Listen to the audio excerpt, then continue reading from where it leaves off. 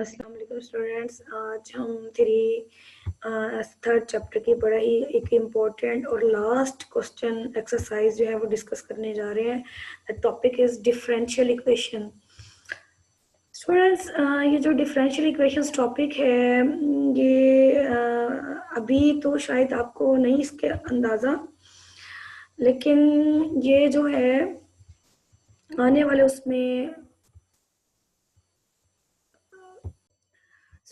इधर तो उन्होंने कोई बहुत ज़्यादा आपकी नहीं उन्होंने डिस्कस किया यहाँ पे टॉपिक को, लेकिन जो नेक्स्ट क्लासेस फर्दर क्लासेस हैं आप लोगों के, उसमें ये एक one of the very important and little bit difficult topic differential equation. मैं ज़्यादातर डिफरेंशियल इक्वेशन की शॉर्ट फॉर्म डी यूज़ करूँगी, कहते भी इसको डी फर्दर यूज़ करते होते हैं। बड़ा इंपॉर्टेंट टॉपिक है। देखिए कंटेंट्स देखिएगा जो हमने इस एक्सरसाइज में डिस्कस करने हैं, जो हमारे लिए इंपॉर्टेंट है। डेफिनेशन ऑफ डिफरेंशियल इक्वेशन का, डिफरेंशियल इक्वेशंस क्या होती हैं, उसका order, degree, solution of differential equation and general solution and particular solution, ये सारी चीज़ें हमने डिस्कस करनी है। सारी चीज़ें क्या होती हैं, इनिशियल वैल्यू कंडीशन, ये आज का हमारा टॉपिक का हिस्सा होगा। एक्सरसाइज करने से पहले ये थोड़ी सी थ्योरी है जो हमने करनी है। देखते हैं व्हाट इज डिफरेंशियल इक्वेशन, क्या होती है। An equation containing at least one derivative of the dependent variable with respect to an independent variable is called differential equation or D. In short, देखिए इक्वेशन तो ये भी है x plus 2 is equal to 0, ये भी देखिए equation है, हाँ लीनियर इक्वेशन, लेकिन इक्वेशन तो है ना। अच्छा, अगर मैं कहूँ जी sine square theta plus 1 is equal to 0, जैसे फर्स्ट ईयर में ये भी इक्वेशन थी, लेकिन वो कौन सी थी, ट्रिग्नोमेट्रिक इक्वेशन थी। तो इसी तरह अगर इक्वेशन में डेरिवेटिव इन्वॉल्व हो जाए तो उसको हम बोलते हैं डिफरेंशियल इक्वेशन। फॉर एग्जांपल, अब ये y dy dx plus 2x is equal to 0 है, तो ये क्या है, एक डिफरेंशियल इक्वेशन है, ठीक है। ये भी एक डिफरेंशियल इक्वेशन है हमारे पास। यानी कि इस बात कहाँ से पता चल रही है कि जी डेरिवेटिव इन्वॉल्व नजर आ रहा है हमारे पास। आगे देखते हैं इसकी टाइप्स की तरफ जाते हैं हम। जो दूसरा कंटेंट था कि ऑर्डर ऑफ डिफरेंशियल इक्वेशन, वो क्या चीज होती है, डेफिनेशन पूछी जाती है पेपर में। The order of differential equation is the order of highest derivative in the equation. जो हाईएस्ट डेरिवेटिव होगा, जो उसका ऑर्डर होगा, वो पूरी इक्वेशन का ऑर्डर होगा। इस ऑर्डर से क्या मुराद है, देखते हैं। मसलन y dy by dx, अब इसमें हाईएस्ट डेरिवेटिव क्या है, डेरिवेटिव ये एक है, y1 है इसके अंदर, तो हम क्या करेंगे, इसका ऑर्डर क्या है, ये फर्स्ट ऑर्डर डिफरेंशियल इक्वेशन में इसकी पावर क्या आ रही है, मेरे पास 1 आ रही है, यानी कि कौन सा वाला डेरिवेटिव, यानी कि हमने y1 मालूम किया है, तो हम कहेंगे कि फर्स्ट ऑर्डर डिफरेंशियल इक्वेशन है। दूसरे देखिएगा, अब इसमें हाईएस्ट डेरिवेटिव कौन सा है, D square Y over D X square है ना, तो इसका ऑर्डर कितना है, 2, ये y2 है, तो हम इसको कह देंगे सेकंड ऑर्डर डिफरेंशियल इक्वेशन, यानी कि जो जितना डेरिवेटिव इन्वॉल्व होगा y3 y4, उतना हम उसको ऑर्डर बोल देंगे। y4 fourth order differential equation, y5 है तो फिफ्थ ऑर्डर डिफरेंशियल इक्वेशन, इस तरह से हम इसको बता देंगे। फर्दर देखिएगा, डिग्री ऑफ डिफरेंशियल इक्वेशन, ये अब क्या होती है, the degree of d is the greatest power of the highest order derivative। जो हाईएस्ट ऑर्डर वाला डेरिवेटिव होगा ना, इनके जो सबसे हाईएस्ट डेरिवेटिव होगा दूसरे एग्जाम्पल में, उसकी जो पावर होगी वो उस डिफरेंशियल इक्वेशन की डिग्री कहलाएगी। मसलन देखिएगा, d4 यानी कि y4 है यहाँ पे, और ये y1 उसकी पावर 3 है, लेकिन y4 की पावर क्या है, यहाँ पे 1 है, तो हम इसकी डिग्री क्या बोलेंगे, इसकी डिग्री होगी हमारे पास फर्स्ट डिग्री डिफरेंशियल इक्वेशन। क्या बोलेंगे, फर्स्ट डिग्री डिफरेंशियल इक्वेशन बोल देंगे हम इसको।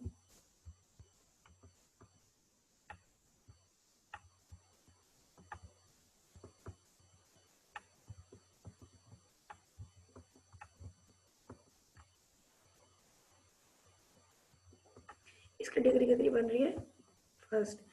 अब अगर मैं यहाँ पर इसकी पावर 2 ले लेती हूँ, तो क्या इसकी डिग्री बन गई, सेकंड डिग्री डिफरेंशियल इक्वेशन, ठीक है। ऑर्डर क्या है 4 है। अब इसका ऑर्डर क्या है जी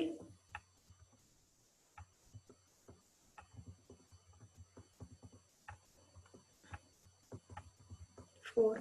डिग्री कितनी है इसकी 1। लेकिन अगर मैं ये वाला लेती हूँ तो इसकी डिग्री कितनी बन रही है 2। आपको यकीनन समझ आ गया होगा। अब हम इसके सोल्यूशन की तरफ जाते हैं। वो कैसे होते हैं? A solution of differential equation is a relation between the variable,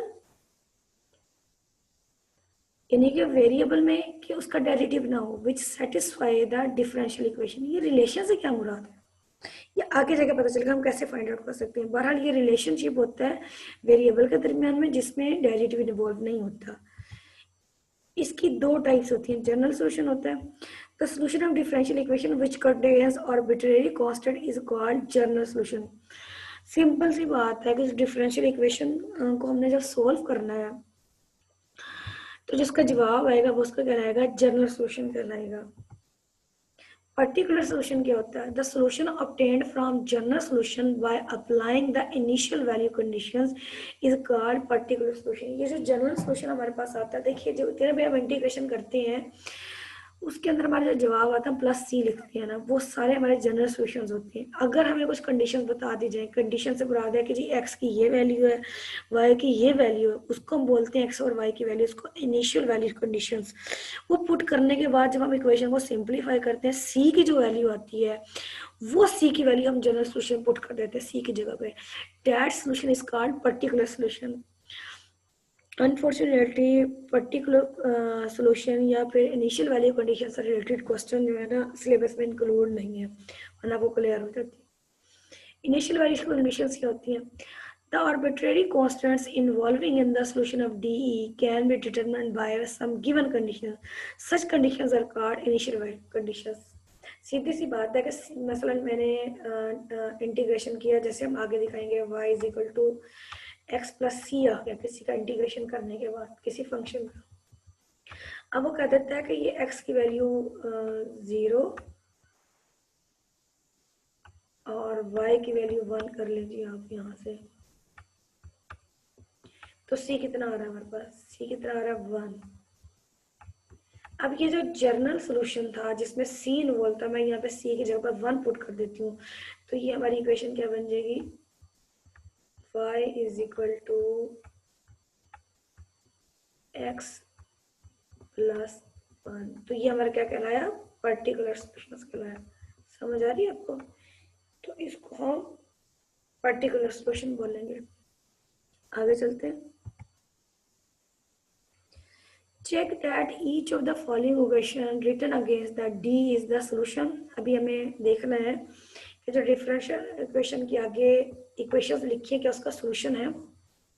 इसको करने का तरीकाकार, इसको दो तरीकों से चेक किया जा सकता है। एक तो ये कि ये सॉल्यूशन दिया हुआ है, या तो आप इसका डेरिवेटिव लेके ये वाली शक्ल बना लें, या फिर इसके जरिए से ये वाली शक्ल बना लें। कैसे?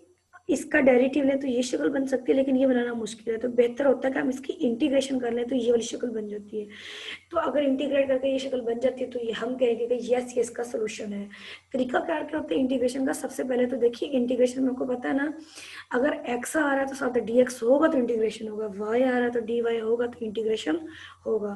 तो इसके लिए सबसे पहले हमें क्या करना पड़ता है? Separating the variables. Higher classes में जाते हैं तो सबसे बड़ा मसला ही वेरिएबल्स को सेपरेट करना बन जाता है। कैसे करोगे? 1 को उधर भेज दिया, अब ये सारे आपस में मल्टीप्लाई हो रहे हैं, dx को मैं उधर भेज दूंगी। अब क्या है जी, x वाली सारी टर्म्स उधर चले जाएंगी, इधर जाकर डिवाइड हो जाएगा। अब ये सारा है dy और y इकट्ठे हो गए हैं x और dx। अब ये सेपरेट हमने कर दिए वेरिएबल्स, अब हम इनका इंटीग्रेशन ले लेंगे। तो इसके ऊपर इंटीग्रल अप्लाई कर दिया 1, इसके ऊपर इंटीग्रल, दोनों सबकी तरफ ना taking integral on both side. अब इसकी इंटीग्रेशन करेंगे हम, इसकी इंटीग्रेशन क्या होती है? वाई स्क्वायर बाई 2 होगी ना, ये कट जाएगा, और इसकी इंटीग्रेशन क्या होगी? y आएगा, और इसकी इंटीग्रेशन क्या होगी? -1 ओवर x का डेरिवेटिव कहता था 1 ओवर एक्स स्क्वायर। कैसे? ये जो x होता था ऊपर चला जाता था हमारे पास, फिर हम पावर रूल जब डेरिवेटिव का लगाते थे तो ये जवाब आता था। तो अब इंटीग्रेशन में ये है, तो इसका मतलब क्या हुआ कि इसका डेरिवेटिव, ये किसका डेरिवेटिव था, इसका, तो इंटीग्रेशन में क्या जवाब आएगा ये।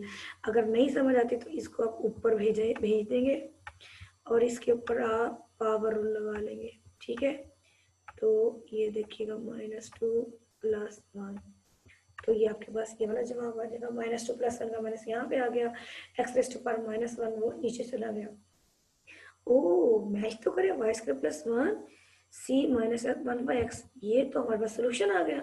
तो हमने आपने देखा क्या किया कि जो डिफरेंशियल इक्वेशन दी गई थी उसकी इंटीग्रेशन की, तो ये हमारे पास जनरल, बेटा अब ये कहलाता है हमारे पास जर्नल सोल्यूशन कहलाता है हमारे पास, ठीक है, ये जनरल सोल्यूशन। अब अगर ये हमें x और y की कोई वैल्यू दे दे, मतलब x = 0 दे दे, 0 तो नहीं खरीद रहेगा, 1 दे दे, y = b1 दे दे सपोज, तो वो इधर हम पुट करके c की वैल्यू निकालेंगे, वो c की वैल्यू हम यहाँ पे पुट करेंगे तो वो पर्टिकुलर सोल्यूशन कहलाएगा। लेकिन उसने हमें दिया नहीं है तो हम ये पुट भी नहीं करेंगे। बाकी इसके दोनों पार्ट शामिल नहीं है, ये फोर्थ पार्ट है इसका।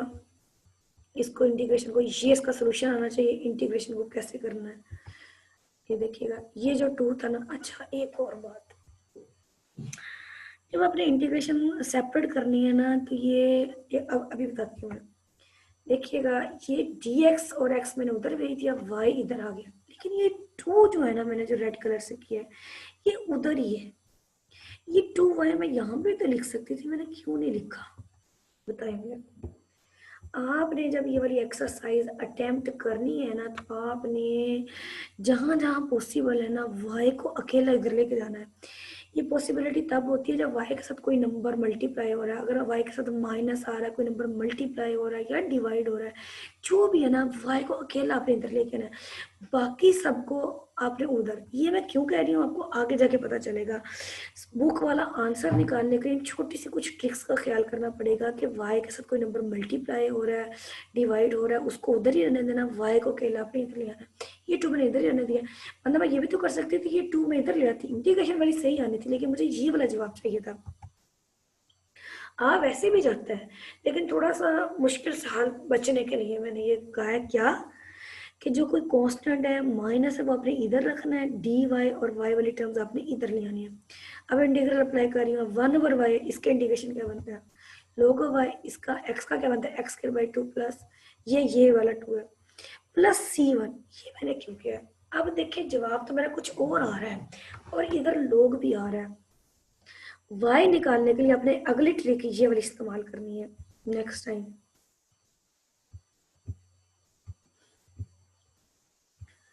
जब आप देखें कि क्वेश्चन में कहीं एक जगह पे भी लोग आ रहा है, आपने क्या किया करना है, हाँ आपने ये मैं बताती हूँ आपको। मैं कर दिया C1 को मैंने रिप्लेस कर दिया log ऑफ C से, यानी कि आपने जो C लेना ना, ये C तो मैं 1 तो मेरे को समझाने के लिए आपने हर दफा एक जगह भी कहीं x के साथ लोग आ रहा है, y के साथ लोग आ रहा है, तो आपने प्लस log ऑफ C लिखना है। क्यों लिखना है मैं आपको अभी बताती हूँ। देखिए C भी कांस्टेंट है, log ऑफ C भी कोई ना कोई कांस्टेंट है। दूसरी चीज असल में मुझे इस y को खत्म करना है, उस y को मैं किस तरह से खत्म कर रही हूँ, हमें पता log ऑफ e 1 के बराबर होता है, तो मैंने x² के साथ ना log ऑफ e लगा दिया। क्यों, होता तो e 1 के बराबर है, मगर मैंने ऐसा किया क्यों है, ये जो x² है ना, आपको पता है कि log से पहले कोई नंबर हो तो वो e की पावर में बन जाता है, यानी आगे जो log के अंदर कोई नंबर होता है उसकी पावर बन जाती है, तो ये x² क्या चला जाएगा, e की पावर बन जाएगा। ठीक, अब आपको पता है कि log के अंदर 2 लोग ऐड हो रहे हो तो हम उन्हें मल्टीप्लाई करके लिख सकते हैं लाइक दिस, लिख सकते हैं ना। अब ये लो कैंसिल, ये सबसे आसान तरीका जो मैंने आपको समझाया है वाई निकालने का। क्या करना है, कोई एक जगह भी लोग नजर आ रहा है ना, बाकी सबको भी अपने लोग की फॉर्म में लिखना है। उसका तरीका कार क्या होता है, अगर जिसके साथ लोग नहीं भी है ना उसे log ऑफ ई, फिर उस ई को जो नंबर मल्टीप्लाई है उसे ई की पावर बना देना। आगे क्वेश्चन में बार बार डिस्कस करूंगी तो आपको समझ आएगा, अब नहीं बता रहा। पर ये y = c(x) का स्क्वायर आ चुका है हमारे पास। ये मैंने 2 पार्ट कर लिए, इसका 5th पार्ट आप लोगों ने खुद करना है। आज के स्टूडेंट्स इतना ही काफ़ी है। Thank you students.